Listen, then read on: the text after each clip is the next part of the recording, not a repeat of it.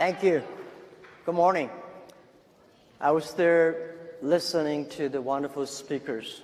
All the things they talk about reminds me in the past 18 years. 18 years ago, in my apartment, I told the 18 founders that one day we will build up a site. That site will be the top 10 sites of the world, and we will build up a company that can last 102 years.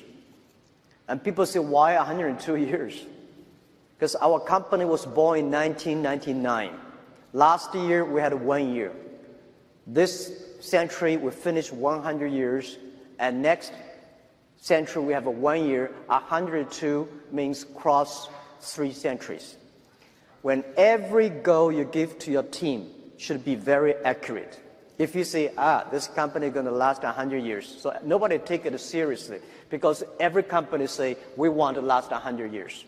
So the number you give the team should be very accurate. We took the video when I talked to the 18 founders. And today when I watch the video, a lot of people say, well, since we don't have anything to do, when you see 102 years, a big 10 sites, let's just do it. Very few people believe that we will make it happen, because we don't have a high resumes, right? I graduated from Hangzhou Teachers College, and most of my colleagues at 18 founders, they were my students, my friends. None of them are very successful. Among the 18 people, there are only 3 people who know something about computer. The rest of 15 people know nothing about computer, nothing about the internet. We had no money. 18 people gathered $50,000, and we had no relationship. None of us from rich family or powerful family with a government office background. We don't have great talents. But I told the team that, guys, if we can be successful, 80% of the young people in the world can be successful. Because at that time, China had the internet was so backward. Nobody believed e-commerce in China. Nobody believed internet. People say China will not develop internet, and China will not have e-commerce because you don't have a credit card system, you don't have logistics, you don't have this, you don't have that. But I think someday China will have. If we start to do it now, if we prepare for 10, 15 years, the day that e-commerce in China will boom. So that was the thinking at the beginning. And 30 years ago, I was considered, in my early 30 years, I was considered to be a loser.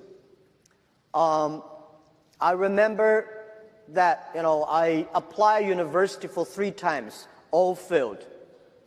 And after the first year when I finished university of high school, failed in examination for university, I went apply for a job in a police station. 5 classmates, we went there, 4 of them accepted, and I was rejected. And one of the 4 who were rejected, today he's my chief staff. He's been working in the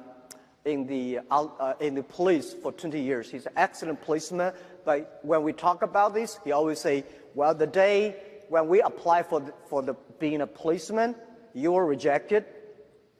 They feel very proud, but they say, hey, Jack, you don't have a chance. And the second thing I remember very well, Hangzhou, the first 4-star hotel in my city was built. My cousin and I waited for 2 hours and a half in a very hot summer in order to apply a job being a hotel waiter. After interview, my score was much better than my cousin. After interview, my cousin was accepted, and I was rejected. Reason is he was taller and more handsome. 30 years later, today, he is still working in that hotel in a lingerie room, and I changed my life. And the other thing is that it's true. 24 of my friends, we went for applied job in a KFC. And 23 accepted. I was the only guy rejected. I don't know why, but they say, you don't have it. So I thought, maybe the God said, you should do things yourself. Because I get used to be rejected. Even to today, most of the times when we fail, when we did not achieve something, I say, well, get used to it. We are the people, have to learn. We get used to be rejected. We get used to the days nobody come to help us, support us. We should not get used to be successful. When we succeed on something, we always feel very proud and honored and thankful. Even in 1999, Joe and I, our CFO and vice chairman, and we took him to Silicon Valley and asked for venture capitalist support. We were rejected by more than 30 venture capitalists. People even did not want to listen to we talk. They say, hey, you 18 guys, none of you guys have a high resumes. None of you guys, Joe he graduated from Yale. But the other 18 guys, we don't have any background. And the story we're telling be the top 10 websites, want to make a company last 102 years, and we'll be doing e-commerce in China. People say, this guy is crazy. But we started with $50,000 US. And then, I think 2 years later, Harvard came. They want to write a case study. They spent 1 week, write a long case study and talk to me, say, Jack, this is your company. I read the case study, say, no, this is not my company. This is not what we want to do. He said, this is your company. You just did not realize that. So I say, okay, then this is my company. And the next 6 years, they put the case study in many universities in Beijing to study that they always put Alibaba and our competitors together. Every time I was invited, sitting at the back of the classroom, listen to the people talking about my company. For 6 years, every time they say Alibaba will die, that competitor will win. And 6 years later, all the competitors die, we're still surviving.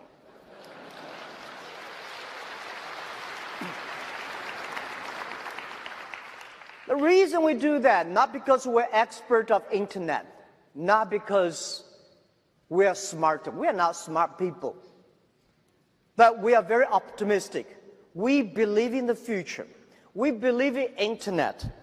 And we believe that if we do not succeed, somebody will. And we know that we have to be humble. We have to serve our customers. The investors may not like us. If the customers like us, we have the futures. Right. Most of the companies die not because they don't have money, because they have too much money. And we didn't have a plan. I understand a lot of venture capitalists say, Jack, what is your business plan? I say, I don't have a business plan. So how can I give you money if you don't have a business plan? And my answer is, how can you giving you business plan of internet e-commerce in 1999? The only thing is how can using internet to support the customers and understand the customers, make the customers successful. We know only our customers succeed, we will be successful. So this is how we did it. And I really have been very thankful for America. 1995, I went to Seattle, discovered the internet. And year 2001, 2002, when the internet almost bubble bursted, I happened to be in Seattle again. In my home, in my friend's home, I watched a wonderful movie called Forrest Gump. I like the sentence. It reminds every time when I have a problem, I tell myself, this is what Forrest Gump said. He said, life is like a box of chocolate. You never know what you're going to get. And I found that Forrest Gump made a fortune by catching shrimps, not catching whales. So helping small business will make me like a Forrest Gump. Forrest Gump, just to keep on running. Be simple. Serve the people. That was what I learned. And also, I think the very important is after so many years, I learned. I keep on telling myself, yesterday I told you, and today I want to tell you again. As an entrepreneur, believe every day is difficult. Today is very difficult. tomorrow is much more difficult. But believing the day after tomorrow, that day is very beautiful. But most people die tomorrow evening. If you don't work hard, you don't see the sunshine. And people say, how could you inspire people when days are so bad? We hire people who are very self-motivated. Don't hire people who are very sort of complaining. As a leader, you should never complain. If you complain, nobody will follow you. Nobody loves to follow a leader who complains a lot. And we have to be optimistic. I'm lucky enough to meet so many great business leaders in the world. I find all of them, they are very optimistic. I found all of them never complain, and I found all of them want to making sure that their team are better.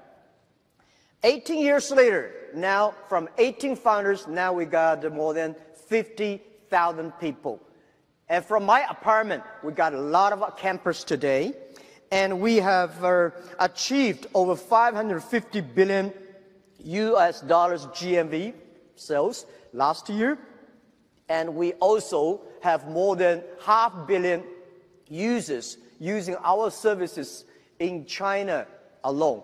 And every day, more than 200 million people shopping through mobile phone on our site. And one thing you believe or not, I just don't understand. There are about more than 60 million people browser through mobile phone every night without buying anything. And we also created more than 33 million jobs. This is what we feel for China. This is what we feel most proud of. Our goal is that we're bigger, even crazier. Yesterday I told you, by year 2036, we try to build an economy that be the world's 5th largest economy. For our GMV last year, we are ranking number 21 or 22 in the world. In the next 20 years, we want to be the 5th. In the 5th largest economy, we want to support 2 billion consumers. We want to create 100 million jobs for the world. We want to support 10 million business, be profitable on our platform. This is what we want to do. And by the way, there are a lot of stories about us, a lot of books telling about us. I never write a book by myself because I think when I start to write my own autobiography, that means I'm getting old. The book I want to write about one day is about Alibaba 1001 Mistakes. We made so many mistakes, and the mistakes that we learn are the best assets we have. We made all kinds of mistakes on the financing, on the HR, on the marketing, and on the competition. We have a lot. I tell you one story was very interesting. It's every startup at the beginning when you want to be global, you have the same thing.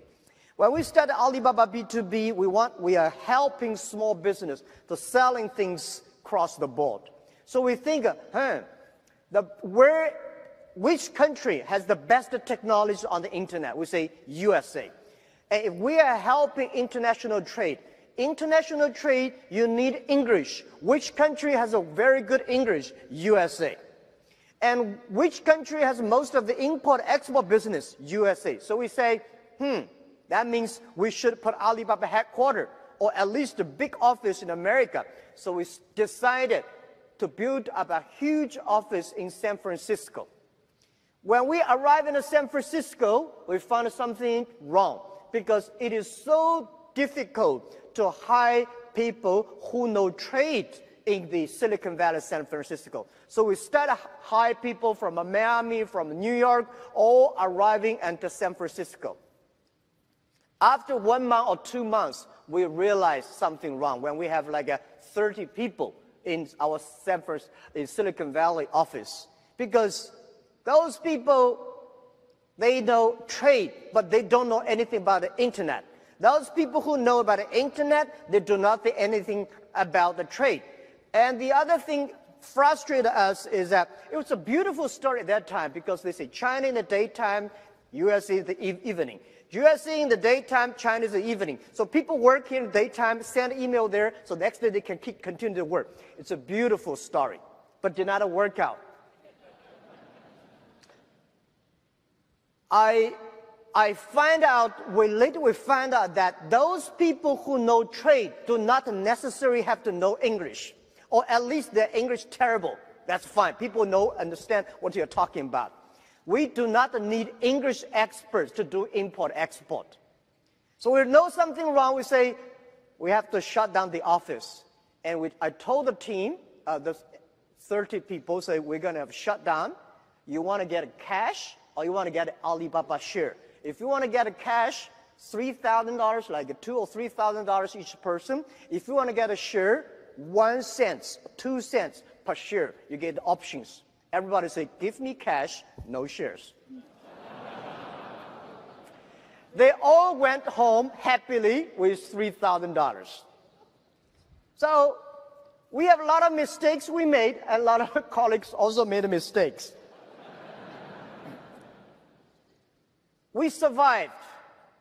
I would say we survived. We're not successful. We will never say, Alibaba will never say we are a successful company, because we will not say success until we survive 102 years. We just finished 18 years. There are another 84 years to go. The next 84 years, anything could happen, so we will never say we're succeeding. Because every time, I think most people here, have the same feeling. When you get a feeling of being successful, problem comes, right? So I share some of the tips why we survived. First, we have to believe in the future. We have to love the jobs we do. We have to love our customers. So if you don't have the vision for the future, it's difficult for a team to have a teamwork. Do not hire people for you to work. Hire people to work for the vision you agree on together. Especially young people, my advice, if you're 20 years old, please join a good company, find a good boss to learn how to do business. If you're 30 years old, if you want to do something yourself, try to do something yourself. When you are 40 years old, please do something that you are strong at and good at. When you're 50 years old, please spend time for the young people, giving chance for young people while you're still strong. When you're 60 years old, better spend time with your grandchildren on the beaches. This is generally speaking, and this is something that everything you do, you have to love it. If you do not like the things you're doing, your life is in trouble. All right. Second is that try to build a good team. What does a good team mean? The good team does not mean you hire excellent people from Harvard or from a multinational Fortune 500 countries or companies. I remember when we raised the first $5 million, we think, now we have money from $50,000 to $5 million. So we should hire great people. We hired close to 10 excellent vice presidents for many multinational companies. One of the guys who are the marketing expert vice president of a big company, he gave me a business plan, a marketing plan, $12 million. And I say, hey, we only have $5 million. How could you give me a business plan for next year's budget to marketing $12 million? He said, Jack, I never make any plan below $20 million. Hire the right people, not necessarily the best people. The best people is always you train them. There's no best people in the market. The best people for you is always you train yourself. So, as I say, if you hire the people who are very good, not suitable to you, it's just like you are putting a Boeing 747 engine into a poor tractors. Neither of them are happy. The engine is not happy, the poor tractor is not happy. So find the right people. And the other thing I want to say is that making sure that you focus on the product and services. Your vision decides what kind of people are joining you. but what kind of people joining you would design the product and services. As the chairman, as the CEO, as the founder of the company, you have to be sure your customers are happy with your product and service. I know nothing about a computer. I hate high technology because people like me, when we hear about high technology, we are scared. But when we want to get the government support, we tell government we are high technology. But when we tell the consumers, users say, this is so simple. So for the first 2 years, I was the product tester of Alibaba website because I know 80% of the people in the world, on the business world, like me, we just want to have a dumb click, get what I want. So many of the times when the engineers design some wonderful softwares, they feel excited, and I would test it. If I cannot use it, just to throw it into the rubbish. If I can use it, I believe 80% of people can use it. So this is what I think is important. The fourth important for a startup, remember, always customer number one, employee number two, shareholder number three. If you put it's the customer pay you the money. It's the employees that their creation, their innovation make the customer happy. I believe if the customer happy, employees are happy, the shareholders will be happy. I don't like Wall Street put the shareholder number one. When shareholder put number one, people start to cheat. Number 5, as a startup, please stay focused. I find a lot of startups, they have so many dreams, they change dreams every day. If there are 9 rabbits on the ground, if you want to catch one rabbit, don't change the rabbit, change yourself, right? Remember that. 9 rabbits, you have to stick to one rabbit until that rabbit, you got it. Don't change the rabbit all the time, you will get nothing. So embrace the change and change yourselves.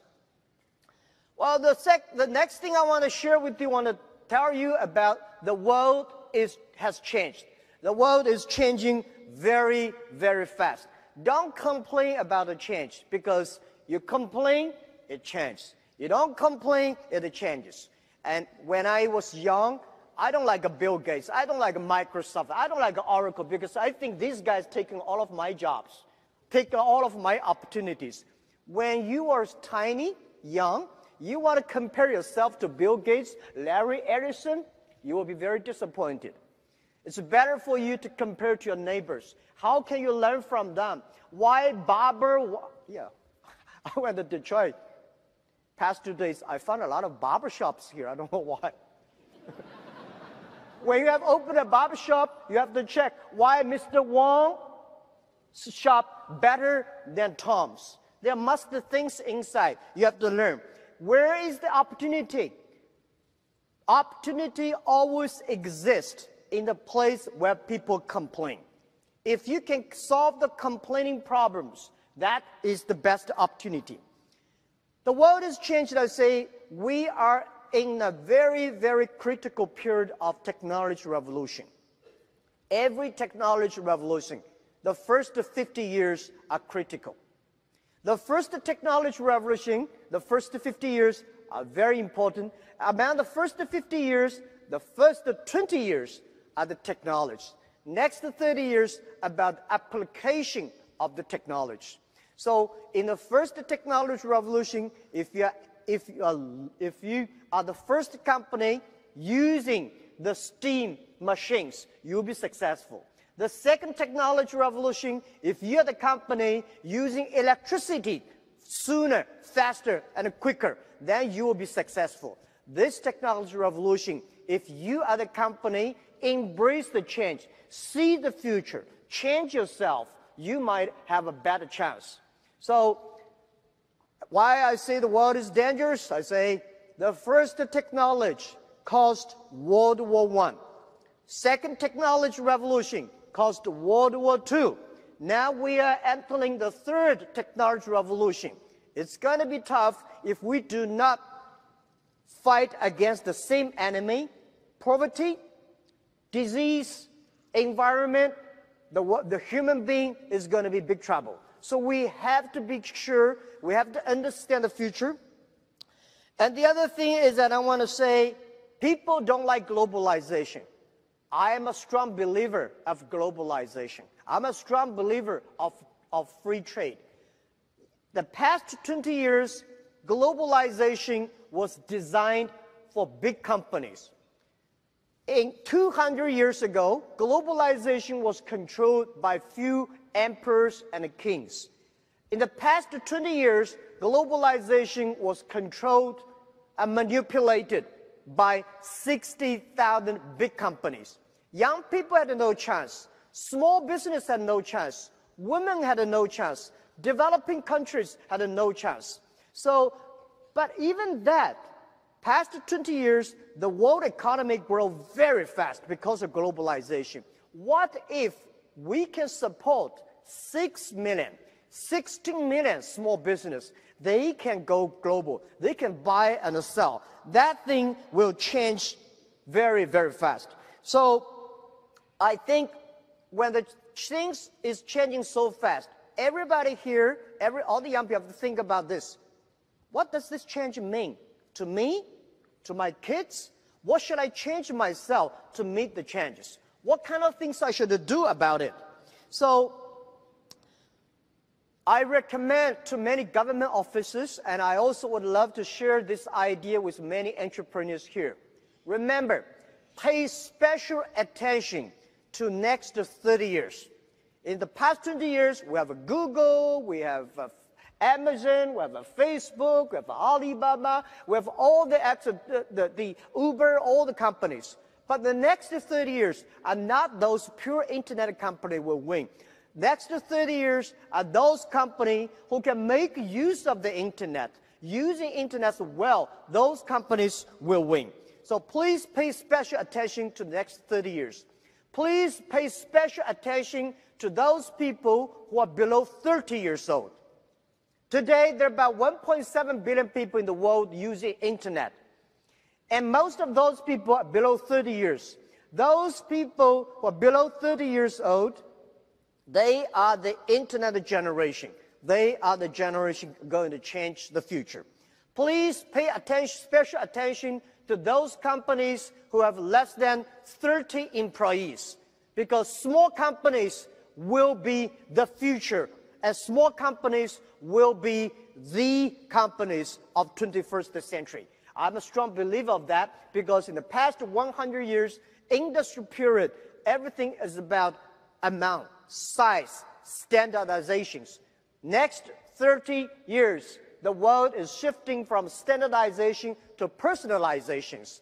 So big companies is going to face huge challenges. Small guys, we have problems, but these big guys, they have a big problems than we have. And if you want to be a successful people, an entrepreneur, remember, you need IQ, EQ, and LQ. What is LQ? LQ is Q of love. If you want to be successful, you should have EQ. Because when you have EQ, you know how to deal with people. But if you do not want to fail, you should have the IQ. IQ may not be you, your team. I'm not a guy that have high IQ, but my team do have very high IQ. When we have a lot of high IQ guys, they need people like me with good EQ things. And LQ, the Q of love, is about care for others. When you care for others, last century, the IT enable yourself. This century, the DT, the data technology, is to enable the others. So when you pay special attention to next 30 years, people who are below 30 years old, company below 30 people, please also pay special attention to women. Women care for the other people much more than men. Men care for themselves more than women. One of the secret sauce for Alibaba is that we have more than 48% of the people in the company, they are women. We have more than 33% of the senior management are women. women is going to be very powerful in 21st century, because last century, people compare about the muscle. This century, people compare about wisdom, about the user-friendliness. So I'm very happy these days. I see a lot of women entrepreneurs here, especially on the internet. People really don't care you're a man or woman. They care whether you serve people better or not, whether you care people better or not. So pay special attention, hire as many women as possible. This is what we did in our company, and this is the secret sauce I want to share with you.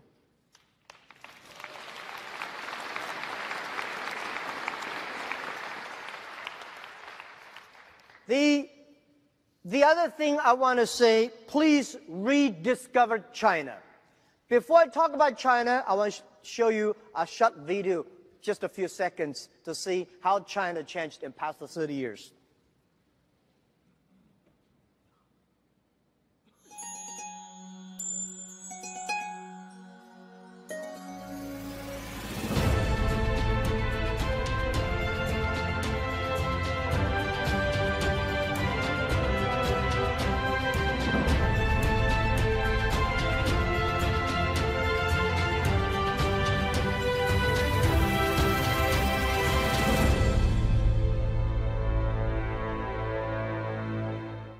This is Shanghai today, 1990.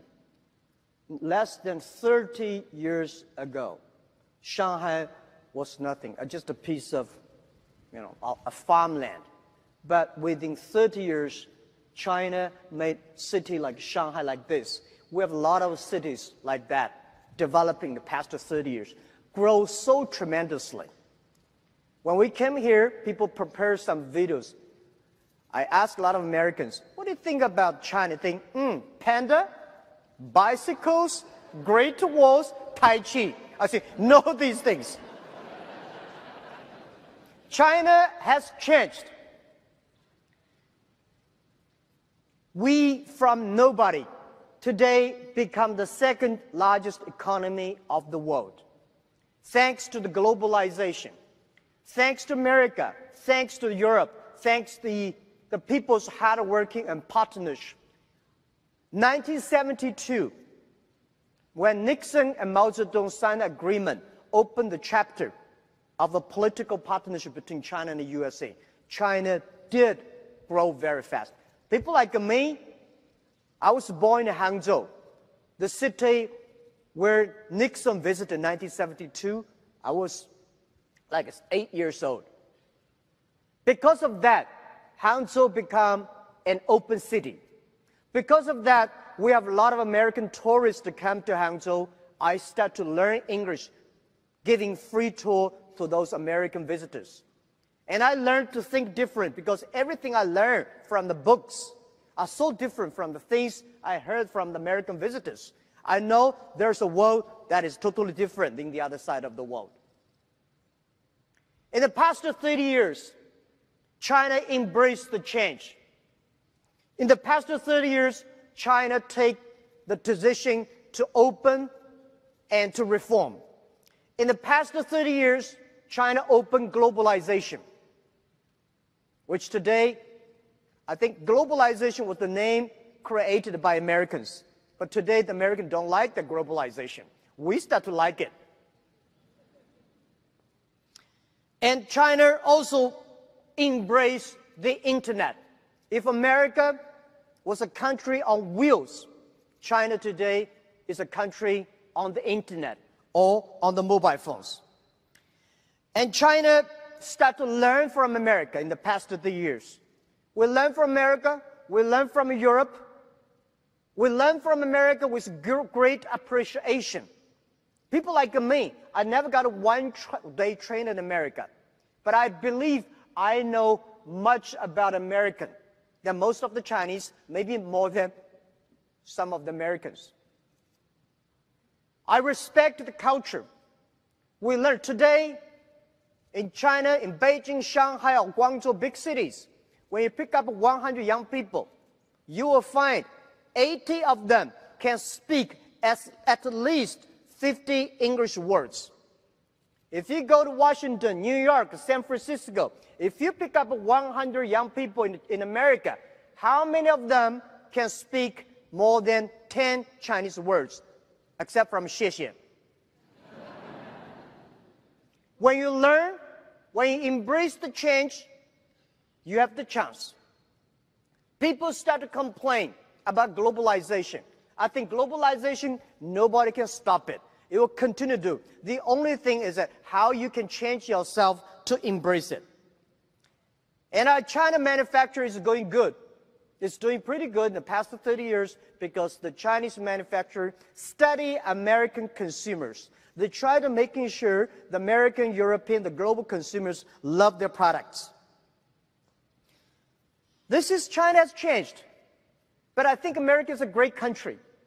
American dreams, the Alibaba dream was get from the American dreams. 1985. I learned so much. I read so many books. I read the GE way. I understand the eBay. I understand the IBM. All the things we tried to learn. And next to 30 years, China is going to be much faster growth.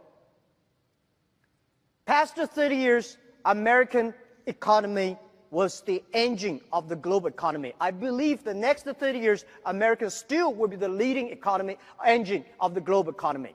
But China is going to be another big engine for the global economy. China is shifting from exporting to importing.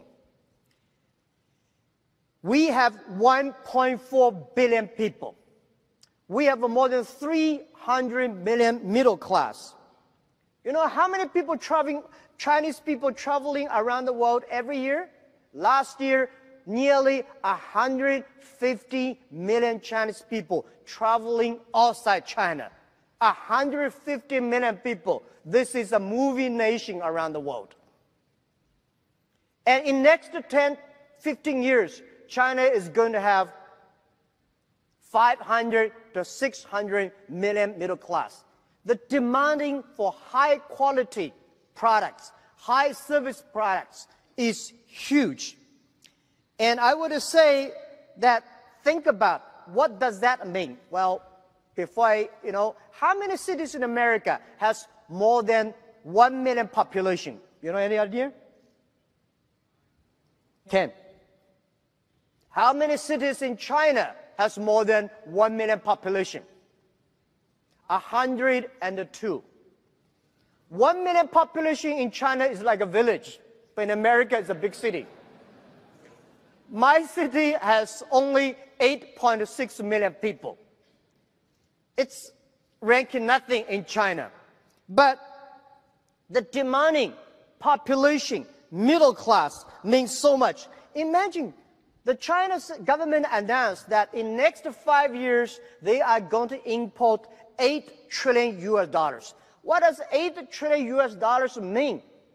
I think China will import much more than 8 trillion, at least 10 trillion US in the next 5 years. You know how many pigs China eat every year? 600 million pigs a year. Luckily, human beings are eating pigs, not a pig eating human beings. 600 million pigs. How many chickens we eat? 7 billion chickens a year. So the numbers are scary. But what does that mean? That means past 30 years, the American population, middle class, they changed the whole world economy. Next 30 years, China, the growing market, they are going to fundamentally change the landscape of the economy. China is going to buy a lot of things because if we do not start to buy good products, China is going to be a much more polluted country. We have terrible air, we have terrible soil, we have terrible water. If we do not learn to buy things, we are going to be in big trouble. So $8 trillion means that the number of last year's American exportation to China takes about 70 years to build, to manufacture. So this is what we see. China is going to be the world's largest consumption places. and that engine is going to drive the world economy. But the other thing is, what does that mean to SME? I think this is a good opportunity for small business. In the past years, big companies of America are already all over China, all over the world. So in China, you see almost all the big American companies there. But we need more small business. The next amount of importing to China, export to China, this opportunity belongs to small business. I'm encouraging all the government should set special free trade zones for small business, because we have, every country said small business is important. Every country knows small companies are the driver of employment. Everybody knows small business is so good, but not every government really set the rules. All the free trade zones are designed for big companies. Big companies can go import, export, receive money quickly. Small business never got this chance. Farmers never got this chance. So next 20 years, let's build up a system specifically setting for small business. And this is why I'm flying all around the world. Last year, 870 hours, meeting more than 40 government senior leaders. And this year, I'm going to fly more than 1,000 hours. Continue to evangelize, because if we believe it, we have to make it happen.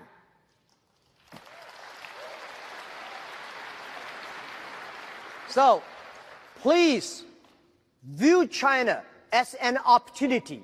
I'm so happy about President Xi Jinping and President Donald Trump, the wonderful dialogue they had.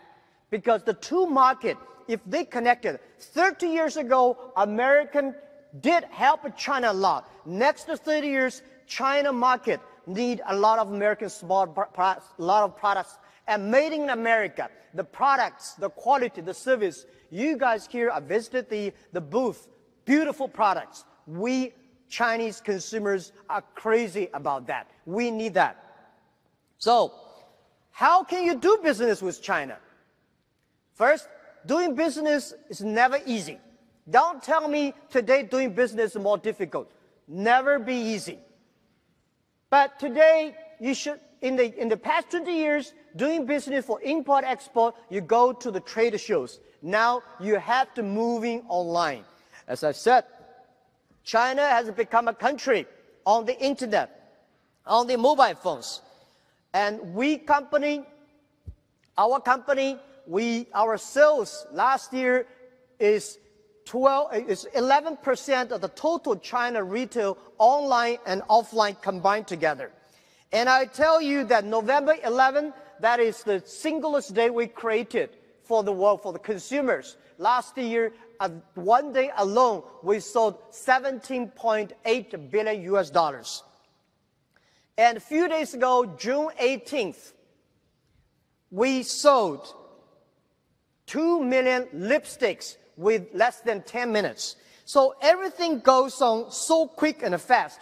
And 2 days ago, we sold 200 tons of milk powder within less than 5 minutes. So people start shopping online. As I said, 200 million people start to shopping through mobile phone every day. And we are delivering, for our company alone, we are helping delivering over 60 million packages per day, which we foresee that in 10 years, the world in China, the logistics company will deliver at least 1 billion packages per day. So this is how the world changed. Doing business, if you're using the traditional way, I don't think it will work. If you're using the internet, there's a better way. Take for example, Indian government said, Jack, we want to make 50% or 60% of the Indian people have a bank account. My suggestion is that if you're using the traditional banking system, it won't work. So we give our technology mobile payment. Less than 2 years, we have 250 million Indian people using mobile payment today, that in Asia. So think about internet is the opportunity for small business. Do not think about the internet as just e-commerce. Think about internet as e-business. It's better, do not only think about a sell. You should find you design, or let some people in France design, let people in China manufacture it, let some people in the Africa to get the raw materials. So small business, remember, past 20 years, only multinational companies are able to have this kind of international business ecosystem. Today, with the internet, we are able to do this. And it's the opportunity, everything big companies can do in the past 20 years. Today, small business can do it. In the past 20 years, big companies, they have all the money to do the IT, they have all the money, have a lot of office around the world. Today, small business, using internet, e-business, you can do things the same in a very cost-effective way. Last I want to share with you is global buy, global sell is going to be happen in next 10 years. So think about anybody in America, if you want to buy things online, buy a salmon in Norway, you want to buy some coconuts in Thailand, within 72 hours, you will receive it. Our goal is making sure that in next 10 years, anywhere, anybody in the world, if you place an order online, within 72 hours, you will receive it. And we were making sure the government will try to make policies for small business to import and export freely and easily.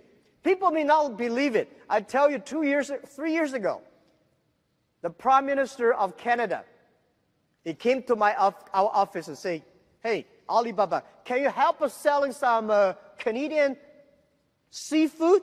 I said, "What seafood?" Some people say, "Lobster." So we tried to sell lobster on November 11th that year. For a one day, was sold 97,000 live lobsters within 72 hours from Canada to China families. And almost 3 weeks, there is no lobster in Canada market. The first time we helped American farmers selling the Washington State cherries was funny, because the USA ambassador to China came to us and said, "Can you help us to sell the cherries?" We said, "Yeah." So we placed the order online, and the cherries still on the trees. When we got the cherries, when we got the orders, people started to pick up the cherries and deliver. Within 72 hours, cherries were picked, sent to China, distribute into 80,000 families. And funny thing is that we got a lot of complaints next few days. The complaint was such great cherries, such great price. Why we cannot buy it? So they want to buy more. So I think the demand is huge when you got 1.4 billion people. You probably cannot. You only have 300 million people. 1.4, oh my God, that's a lot of people. And doing business is never easy. Try to learn. It's not that difficult to do e-commerce. If Jack Ma can do e-commerce, you definitely can do it. I'm for sure. A good thing is that today we are using mobile phones. We are not using computer. Computer is very complicated. Mobile phone buy and sell is easier. We hope one day with a mobile phone, if you plant potatoes, you can sell potatoes to anywhere in the world. With mobile phones, if you have a car, you can book Uber anywhere. So this is what we envision. In next 20 years, China, internet, e-commerce, e-business partner will be everywhere. And people are always scared. Will you be cheated? Or is there anything that scare me? Small business, you have nothing to lose. Don't worry about it. The only thing you worry about is lose the opportunity. If you're losing China, if you're losing developing country in Asia, if you're losing the internet e-commerce, you will lose the hope, lose the future. Marco Polo, 1,000 years ago, he came to China. It took him 8 years to walk from Europe to China, and from China to Europe, another 8 years. Today, 8 seconds, you can go to China 100 million times because internet. At that time, Marco Polo came to China. There are a lot of terrible things happen on the way. Today, there's nothing that has happened. So please catch up this opportunity. The thing I want to tell you here is that don't miss this chance. This chance is going to be changed. And I think most of the small business will be globalized. If you are not a globalized business, small business, you will out of business. I'm not scaring you guys because you have to think out of the box. You have to do business. Because you're small, you are unique. Because you're small, it's difficult for you to compete locally. Because if you use the internet, you can compete globally. So don't miss opportunity, catch the opportunity. What Alibaba want to do is we want to build up the platform. We want to enable you with finding consumers, enable you finding the business partners, enable you to solve the money receiving problems, the payment problems, and logistic problems, and computing capability problems. But don't say, oh, does that mean I have to using Alibaba? No, not necessarily. Using any internet services, any e-commerce company that can help you to sell your things outside. Do not think, oh, well, should I rely on Alibaba? Rely on any e-commerce internet companies that you think it is helpful to you. So, but we commit that we will do a bad job. Finally, let's talk to our young people. The artificial intelligence is coming. And robots is going to replace a lot of jobs. But I'm a belief that 30 years later, this new technology is going to create more jobs than today.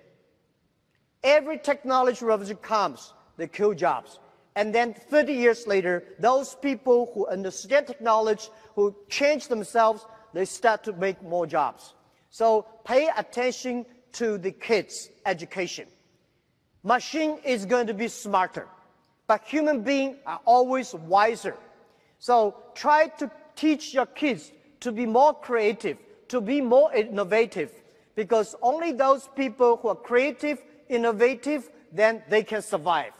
And let our kids spending more time on doing e-commerce, because doing e-commerce is about respect the other culture. Doing e-commerce is about a communication.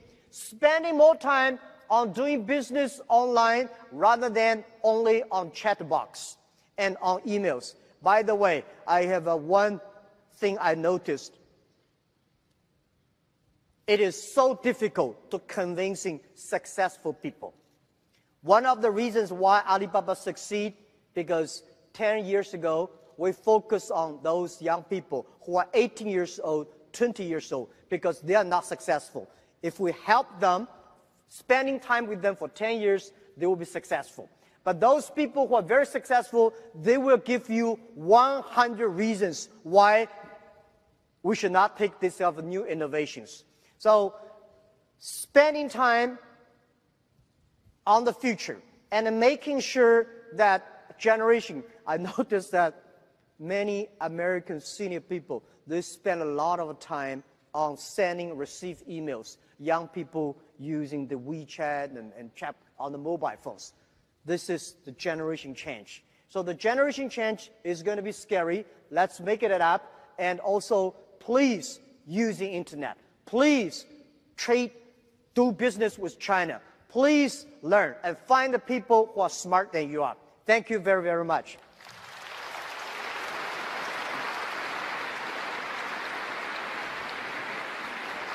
Okay, Jack.